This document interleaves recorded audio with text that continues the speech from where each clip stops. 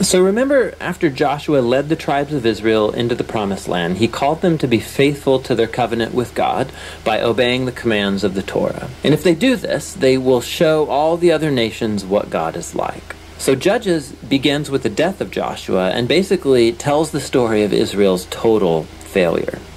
The book's name comes from the type of leaders Israel had in this period. Before they had any kings, the tribes were all governed by these judges. Now, don't think of a courtroom. These were regional political military leaders, more like a tribal chieftain. And you need to be warned, the book of Judges is very disturbing and violent. It tells the tragic tale of Israel's moral corruption, of its bad leadership, and basically how they become no different than the Canaanites. But this sad story is also meant to generate hope for the future, and you can see this in how the book's designed. There's a large introduction that sets the stage for Israel's failure as they don't drive out the remaining Canaanites. Then the large main section of the book has stories about the growing corruption of Israel's judges, and the progression here shows how Israel's leaders go from pretty good to okay to bad to worse. The concluding section is really disturbing and shows the corruption of the people of Israel as a whole. So let's dive in and we can explore each part a bit more. The opening section begins with the tribes of Israel in their territories in the Promised Land.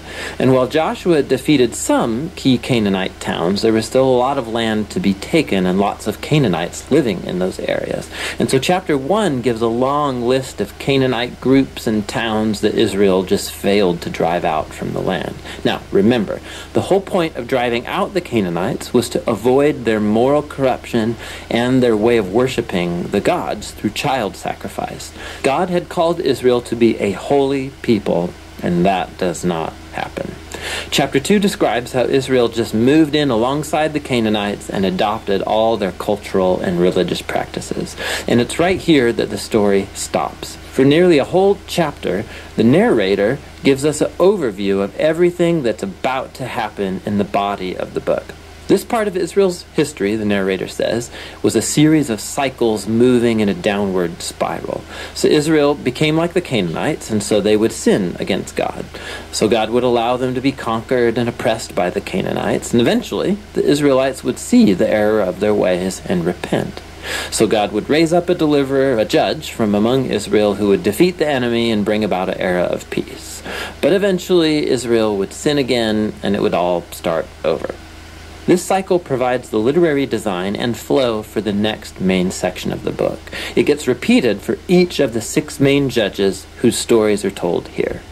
Now, the stories of the first 3 judges, Othniel, Ehud, and Deborah, they are epic adventures. They're also extremely bloody stories. Either the judge themselves or people who help the judge, they defeat their enemies and deliver the people of Israel.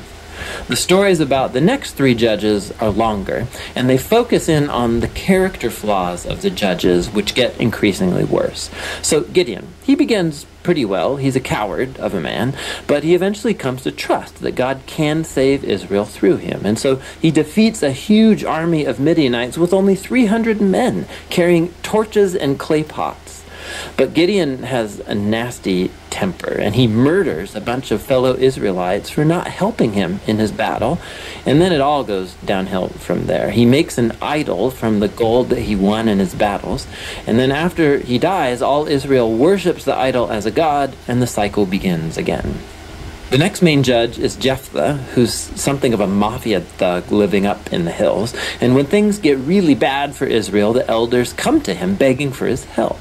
And Jephthah was a very effective leader. He won lots of battles against the Ammonites, but he was so unfamiliar with the God of Israel, he treats him like a Canaanite god. He vows to sacrifice his daughter if he wins the battle.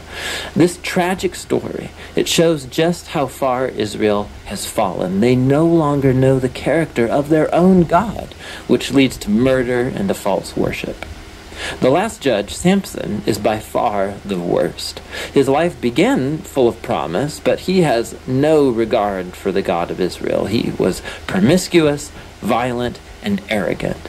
He did win brutally strategic victories over the Philistines, but only at the expense of his own integrity, and his life ends in a violent rush of mass murder.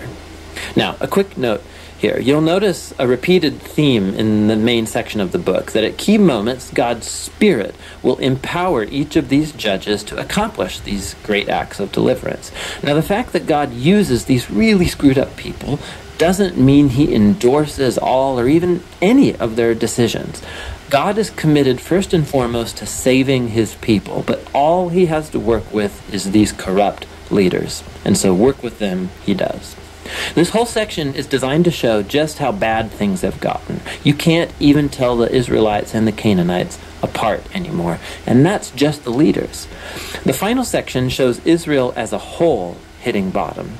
There are two tragic stories here, and they are not for the faint of heart. They're structured by this key line that gets repeated 4 times at the close of the book. In those days, Israel had no king, and everyone did what was right in their own eyes.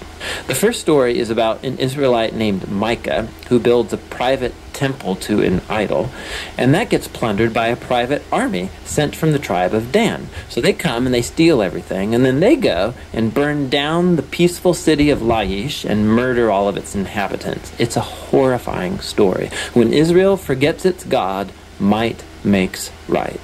The final story of the book is even worse. It's a shocking tale of sexual abuse and violence, which all leads to Israel's first civil war.